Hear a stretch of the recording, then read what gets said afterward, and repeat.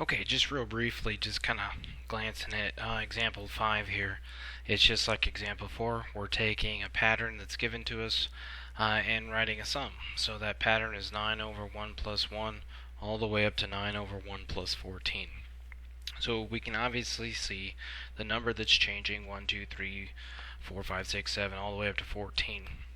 Alright, that's going to be our I, and we literally just write that equation then. So it's 9 over 1 plus I, and I is going from 1 to 14. So I think using that pattern to create sigma notation for you guys should be a relatively easy one. I think you guys can all grasp that one. This one is where we start getting into the meat and potatoes. We need to use the summation formulas to rewrite this expression. How do we know when to do that? Well, look, it's I equals 1 to n, and we have an I squared, so we have 4I squared times I minus 1 over n to the 4th. So we're combining i's and n's.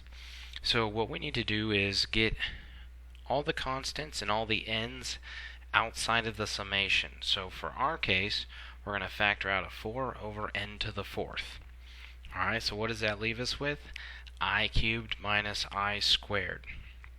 Now, we're going to write that as two different summations, okay? And then we need to refer back to theorem 4.2. Remember those 4 important things that I told you to take a look at. Okay, I'll scroll up there this last time here so we can see it right there. Alright, so there's the theorems.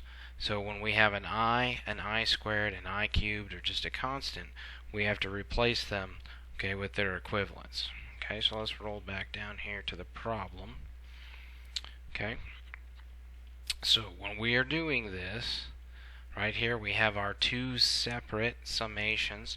Note that the 4 over n to the 4th, that's still a part of the problem. It's going to multiply through once we transform those summations into terms of n. Okay, so referring back to theorem 4.2, which we looked up at the formulas on page 2 of the notes. Remember, the notes are posted on my website, so you can have this whole PDF, all whatever, 19, 20 pages of it, as we go through it. So 4 over n to the 4th, that's on the outside, multiplies through. We replace the summation of I equals 1 to n of I cubed with n squared times the quantity n plus 1 squared divided by 4. Okay, that's from theorem 4.2.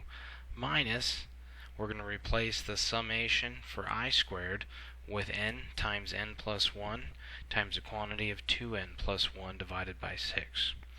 Alright, the rest is all algebra from here on down for you guys. Okay, so you really just need to simplify this down.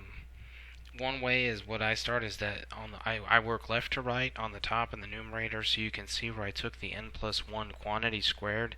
I FOILed that out, or did the box method, however you wanted to do it, right? So we got the n squared plus 2n plus 1.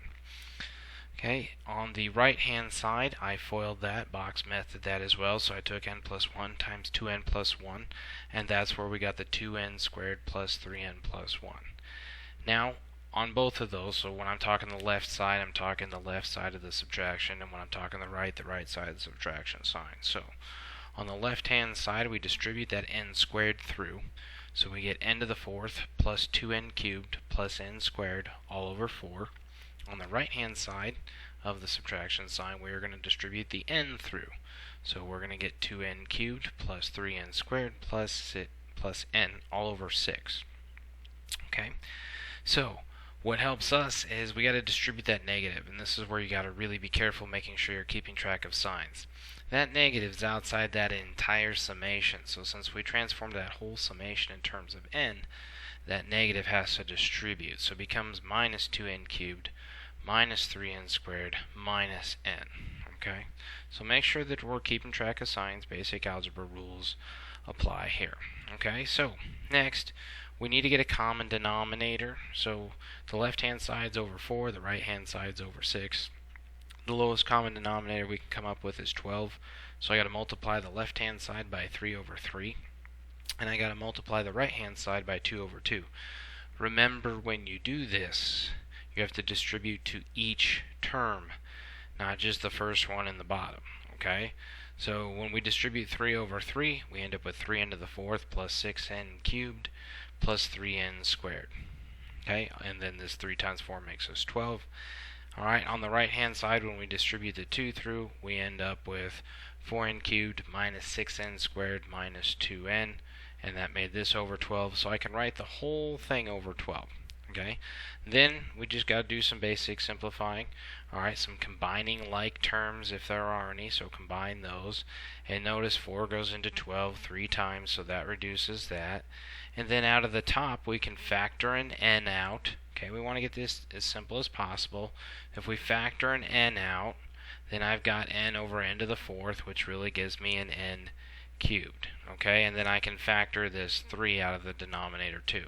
So really I can end up with 1 over 3n cubed times the quantity of 3n cubed plus 2n squared minus 3n minus 2.